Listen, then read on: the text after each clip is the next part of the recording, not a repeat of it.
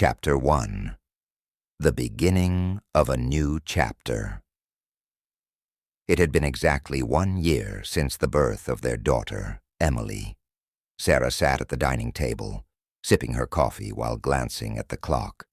The morning light filtered through the kitchen curtains, casting a soft glow on her tired face. Despite the exhaustion that came with being a new mom, there was a warmth in her heart, a feeling that hadn't left her since the first time she held Emily in her arms. Yet something had shifted between her and John, her husband of 4 years. The whirlwind of sleepless nights, diaper changes, and constant feeding schedules had consumed their lives. Their once effortless conversations were now fragmented by cries from the baby monitor. The romance that once sparked spontaneously between them had been replaced with the practicality of parenting. John walked into the kitchen, dressed for work. His eyes met Sarah's, and for a brief moment, there was a flicker of the connection they used to share. But it passed quickly as he grabbed his coffee and kissed her on the forehead. "Everything okay?" John asked, noticing the faraway look in her eyes. "Yeah, just thinking," Sarah replied with a soft smile. "I've been thinking a lot about how things have changed since Emily was born." John sighed, leaning against the counter. "I know. It feels like we barely have time for each other anymore. I miss us." "I miss us too," Sarah said, her voice almost a whisper. They stood there for a moment in silence, both of them thinking about the days when their love was the center of their world. But now, everything revolved around Emily, as it should. They loved her more than anything. Yet in the process of becoming parents, they had forgotten how to be husband and wife. Chapter 2. The Strain of Parenthood. As the weeks passed, the distance between Sarah and John became more noticeable. Little arguments started cropping up over things that never mattered before: who forgot to wash the dishes, who left the laundry in the dryer too long, or who was more tired. One evening, after putting Emily to bed, Sarah found herself sitting alone on the couch. John was working late again, a common occurrence lately. She scrolled through old photos on her phone, landing on a picture from their honeymoon in Hawaii. They looked so happy, so in love, completely carefree. Tears welled up in her eyes as she realized how far away those days felt. When John finally came home, it was past midnight.